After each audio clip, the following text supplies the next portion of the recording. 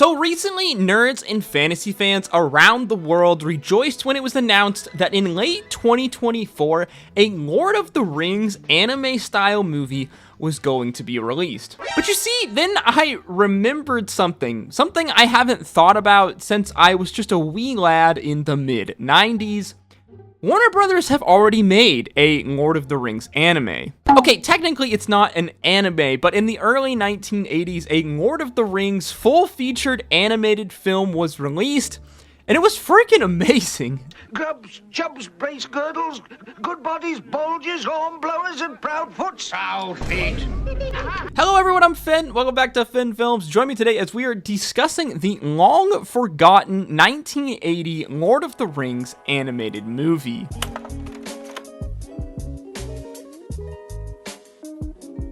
So to start, I need you to cast your mind back to the year 2000. The world is rejoicing for having survived Y2K, and a 5-year-old me has just returned from the library with my dad with a VHS movie in hand. That VHS? Lord of the Rings. Yes, people used to actually rent movies from libraries back in the day, and I'm pretty sure you can still do it. For the next days, a young 5-year-old me was completely mesmerized as I watched the epic journey of Frodo, Sam, and Gandalf unfold on screen before me in all of its animated glory. I watched this movie like so many freaking times as just a wee little lad that my parents just eventually ended up buying it for me, and I actually completely forgot about this animated film from the late 70s, early 80s until very recently with the announcement of the Lord of the Rings anime, the Lord of the Rings anime style movie War of the Rohirrim, when all of these childlike nostalgic memories just came flooding back into my brain hole. It actually is super shocking to me just like how many people don't know that they already have made a Lord of the Rings like movie, a Lord of the Rings animated film.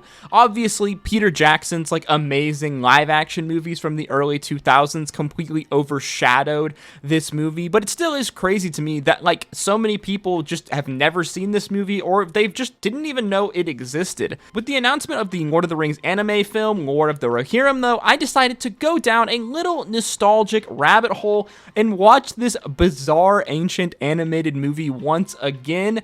And oh my god, is it even better than I remembered as an adult? So technically there are 3 Lord of the Rings animated films that were released in this time period in the late 70s to the early 80s. The Hobbit, directed by Arthur Rankin Jr., which came out in 1977 and was an animated musical television special. Lord of the Rings, the film, directed by Ralph Bakshi, which came out in 1978 and was a 2-hour plus epic animated adventure which combined the movies and books Fellowship of the Ring and Two Towers into one movie. And finally, Return of the King, which was once again directed by Arthur Rankin Jr. and came out in 1980. But for the purposes of this video, we are only talking about Ralph Bakshi's Lord of the Rings 2-hour plus epic animated adventure, as this film was made completely separated from the other 2 animated films, which were TV-only movies, while the Ralph Bakshi animated movie was like a proper movie with a proper budget that was actually released in theaters. Originally, the director Bakshi had planned to make the Lord of the Rings like animated film series into 3 separate films, but due to really a lack of budget and some creative script adaptation, they ultimately settled on breaking it down into 2 films, with the Lord of the Rings, the animated movie, the first one combining Fellowship of the Ring and Two Towers together, and then plans to make a second movie as a sequel, basically Return of the King, the climax of the Lord of the Ring book series, getting its own sequel film. However, this sequel never happened due to the absolute clusterfuck that would ensue. So before we really get into like the meat and potatoes of this movie, before I really break this movie down, we need to talk about the very large elephant in the room, the art style and the animation of this film. So this film has one of the wildest styles of animation I've ever seen in my entire life. A decent amount of the film is like just classical hand-drawn animations that you would see in like the 1970s and early 80s. This very elaborate and beautifully drawn background scenes with hand-drawn characters and motion. That is until you get into the action scenes. Yeah, like, what the fuck is that, dude? That doesn't look like any normal style of animation to me, let alone it doesn't even really look like animation at all, does it? Well, you'd be right, because it's kind of not animation. The director, Ralph Bakshi, decided to go with, in his words, an entirely new technique in filmmaking. Bakshi saying that he had created the first movie painting. The animation and film technique that you just saw is something that's known as rotoscoping. Basically what they would do is film like real live action scenes with like real actors on like either a soundstage or like, you know, some real world set. Most of these scenes being the action scenes within the Lord of the Rings animated movie. Then they would take this footage and then rotoscope it to produce an animation kind of style look. Rotoscoping being the process of basically creating animated sequences by tracing over like live action footage frames,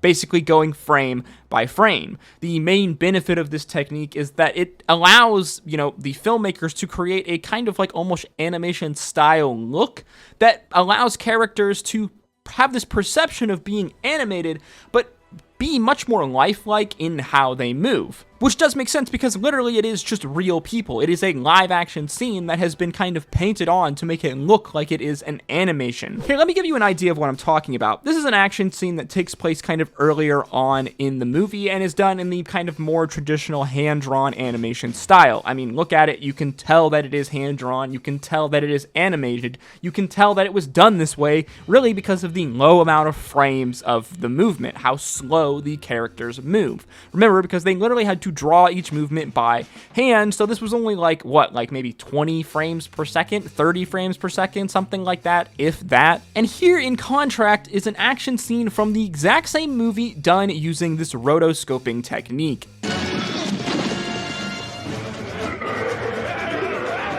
Yeah, can you spot the difference? Little fun fact I learned researching for this video, but rotoscoping, this process of drawing on the frames onto live action footage, is actually how they made the lightsaber's visual effect in the original Star Wars films. The more you know. So this movie then combines the old school classic animation style that we've known for like 100+ years now with this new rotoscoping, like live action animation, if you even want to call it animation style, for a completely wild and oftentimes hilarious look. My favorite is when they have these hand-drawn animated characters interacting with the rotoscoped characters. It just looks so freaking wild and weird and wrong in a way that's like a lot different from like, I guess something like either Space Jam or like Who Framed Roger Rabbit, where animated characters interact with like IRL live action characters. As well, there are like certain scenes where you can like really tell that these rotoscoped scenes were actually like live action shots, were actually like real people. For example, these scenes towards the end of the movie in the battle in Helm's Deep, specifically when you see Gandalf riding in on his horse. Like, this is very obviously a much younger man that's wearing a wig and a fake beard. It's very clearly obvious that this is what this is. As weird and kind of jarring as this like animation style is, I'm not gonna lie, there's something about it that I just love. It's so wacky, weird, and quirky, and overall it's just different.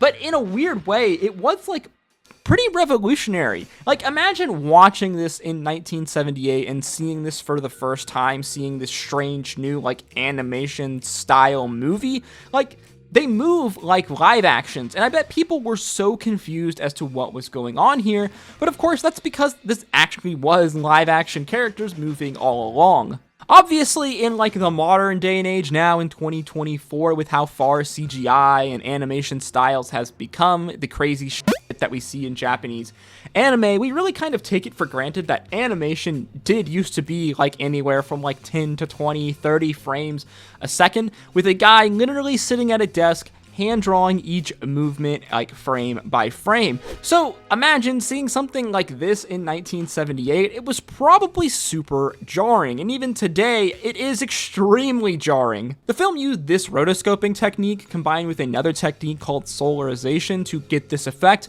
Basically, solarization is where the footage is recorded on a negative and then in a reverse tone, and when you combine this with rotoscoping, it gives the characters a kind of more like animated feel, this strange appearance that they have throughout this movie.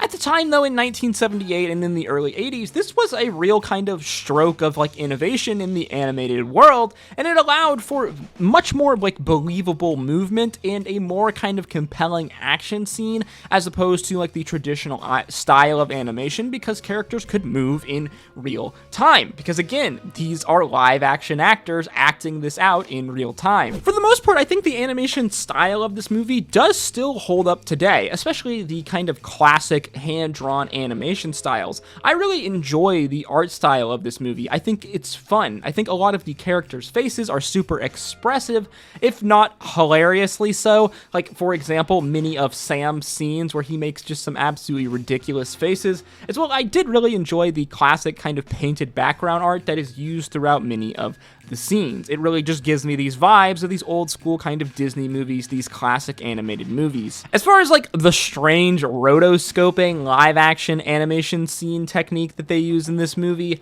those ones definitely don't hold up as much, but I think that's just because they really are just so jarring to look at times. They aren't technically bad per se. Sometimes they can feel a little bit cheesy. I think this is just because we are looking at them with modern eyes, so it really just feels so strange and abstract to look at because, well, this technique didn't really catch on in the animated world for probably obvious reasons, and it really doesn't entirely feel like I'm watching something that's animated. It kind of feels like something else entirely. As far as like the book to movie adaptation of this movie itself goes, it's shockingly pretty freaking loyal. I mean, obviously they had to cut some parts of the original story in the book series. This is a movie adaptation as well, especially a movie adaptation that combines two books together, Fellowship of the Ring and Two Towers, into a 133-minute animated movie. Still though, I have to say that they did a really good job in staying relatively pretty loyal to the story of Lord of the Rings. They included all of the memorable and what I would say important scenes from these two books, from Frodo leaving the Shire, going to Bree, his encounter with the Ringwraiths, his meeting with Bilbo, the beginning of the Fellowship, the dive into Moria, the journey to meet Galadriel, the fight with Boromir, the kidnapping of Merry and Pippin, the pursuit by Aragorn, Legolas, and Gimli, the encounter with Gandalf the White, Wormtail and the King of Rohan, Sam and Frodo's journey into Mordor and the meeting of Gollum, and finally the great battle at Helm's Deep with Gandalf the White. One of the most tragic things about this animation film, though, was that they were forced to change Gandalf's encounter with the Balrog in the Mines of Moria, probably one of the most iconic and classic scenes in Lord of the Rings. Apparently they animated this entire fight scene, but they were forced to cut it because the animations needed to be restored, and I guess there wasn't enough time in post and during the editing process of this movie in order for them to meet the deadline of this movie, so they basically just replaced this full animated sequence with this kind of image photo montage which tells the story, which is the only photo montage like this in the entire film, so it feels really out of place. Another thing that really surprised me about this film, and especially watching it again as an adult, was the realization that Peter Jackson definitely watched this film before he made the live-action Lord of the Rings movie, as some of the scenes in the animated film and some of the scenes in the live-action film are, well, they are extremely similar. Now, I know what you're thinking, well, of course they're similar, Finn. I mean, they are adaptations of the same book story, the same book series, so, of course they're gonna be relatively close to each other. No, I mean, some of the scenes are, almost, nearly identical. Here, for example, take a look at this scene that happens early on when the hobbits are traveling to Bree and they encounter the Ringwraith on the road.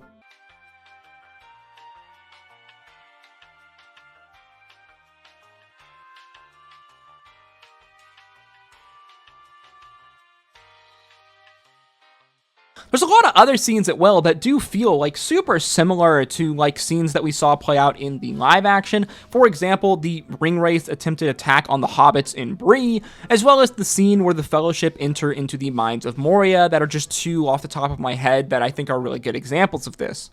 Again, it's hard to know if these similarities between these scenes from the animation film and Peter Jackson's live action were just due to the fact that, well, they were going by the very detailed writing by Tolkien from the same book, But something tells me that Peter Jackson might have been a lot more inspired by this animated film from the late 70s than he lets on in many of his interviews and from the behind-the-scenes stuff in Lord of the Rings. Apparently, Jackson's first encounter with Lord of the Rings at all was actually Bakshi's animated film, and he is even on record multiple times saying how this animated movie was a great inspiration for him, and how they made the live-action Lord of the Rings movie. Bakshi, though, being the very eccentric man that he was, felt that he was not paid nearly enough credit by Peter Jackson with the creation of his movies. Bakshi saying after the release of Jackson's movie that Jackson didn't understand Tolkien and created special effect garbage to sell toys. He also said that his animated movie had much more heart than Peter Jackson's live action, and that if he would have had a similar budget to Jackson's movie, he would have made the much better film. Jackson, though, to his credit, did go on record saying that Bakshi's animated film was the inspiration to do his live-action film, though Bakshi says that this was only because of a lot of his own bitching and moaning that he had done in interviews, and in his own words, he thought it was kind of f***ed up.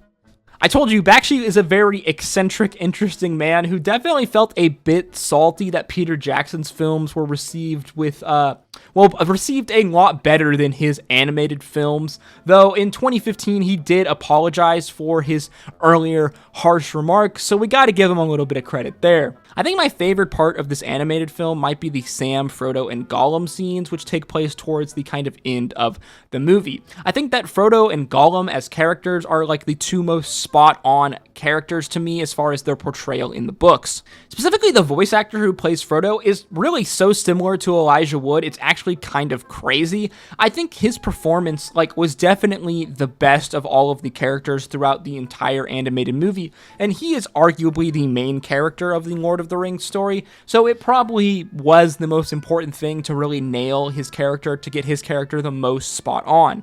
As well, I really love the Gollum scenes that take place in this animated film towards the end of the movie. A lot of these scenes are pretty freaking accurate to the scenes in the book, and I really do love the voice actor who plays Gollum. His performance is equal parts hilarious to sinister, which I really do think kind of sums up Gollum in a lot of ways. He's obviously not as scary as the performance from Andy Serkis in the live-action Lord of the Rings films. I actually used to get perpetual nightmares as a kid about Gollum as a wee lad. I had this bunk bed that I would sleep on, and I slept on the bottom bunk, and I was terrified that Gollum was going to come crawling over the top bunk and come strangle me in my sleep. Sneak in! Sneak in! To me, the Gollum in the animated film, I think really captures his strangeness and also his patheticness really, really well, while still maintaining these kind of undertone of sinisterness that, Gollum is a character that you cannot trust by any means. As well, Gollum is also in my favorite scene from this entire animated film, so maybe that's just why I like him so much in this animated movie. Nice, master. Nice, master. Nice.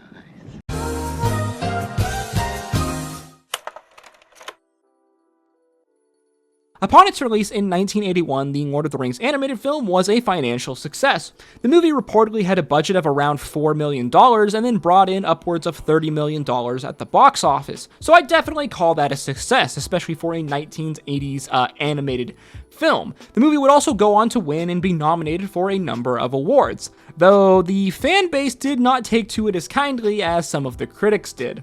A lot of the reaction in the 1980s from the Tolkien fan base, the Lord of the Rings fan base, was relatively hostile. People disliking this film and its cheap-looking effects. As well, many felt that they were robbed by the title of the films being Lord of the Rings, but the fact that the movie was, ended on a cliffhanger. It only had, parts 1 and 2 of Lord of the Rings, The Fellowship and Two Towers. It was not a full story of the Lord of the Rings, so many people felt that they were, gypped. They were ripped off when this movie ended at the Battle of Helm's Deep instead of telling the entirety of the story. Of course, this was planned this way because there was supposed to be a follow-up, a second film in the series, a film specifically for Return of the King that ultimately would wrap up the story of Lord of the Rings. though this film was never made. During my research, I couldn't really find a real reason why the second film was never made, just that the director, Bakshi, ultimately refused to do it for a variety of reasons that were listed. According to Bakshi, though, he was later approached by Warner Brothers many years later to actually make this second animated film. He was approached during the production of the live-action movie, but he then refused Warner Brothers out of anger because, in his words, he was never notified about this live-action Peter Jackson film being made. Presumably, he wanted to add his input to it. Unfortunately, though, for him and the animated Lord of the Rings film, the success of Peter Jackson's live-action film trilogy series completely overshadowed the 1980s animated film. And as such, this movie was kind of lost to history. Many fans of Lord of the Rings, and cinema just in general, never even knowing that a 2-hour Lord of the Rings animated movie exists and had been made. Now, though, with this announcement of the Lord of the Rings anime, a film, War of the Rohirrim, there seems to be a kind of renewed interest in animated Lord of the Rings. Obviously, animation has come a super long way since this film was made in the 1980s, as well, specifically the Japanese anime style of animation. The tone of this story means that this movie, War of the Rohirrim, is probably going to be vastly different from the tone of much of the other Lord of the Rings media. I have a feeling it's going to be a lot more darker, grittier, and just more serious overall. However, I have to say, I love the Lord of the Rings animated movie from the 1980s. Despite all its faults, its wacky, weird animation style, its at times subpar acting, its unfinished story, I still love this 1980s animated Lord of the Rings film. There's a good chance that this is just completely nostalgia talking because I watched this movie so many times as a kid, but there's just something about this film that I find so freaking charming, and I was actually genuinely surprised how much I enjoyed watching it again 20 years later as an adult. While it may not be the best piece of Lord of the Rings media out there, to me it's definitely the one with the most character, and I do highly recommend giving this movie a watch, whether you're a Lord of the Rings fan or not. At the very least, this movie is a good laugh, and somehow it's still better than Ring of Power. If you did enjoy this video or learn something new, please make sure you like, comment, and subscribe, as your engagement on this video is the easiest way to help support me. Your engagement really does help put this video into the algorithm, guys. I think it helps way more than you even realize. If you did enjoy this video, then why don't you check out some of my other content on screen now. And as always, guys, thank you again so much for continuing to support me. I hope to see you in the next video. Stay safe out there. Until next time, peace, love, adu.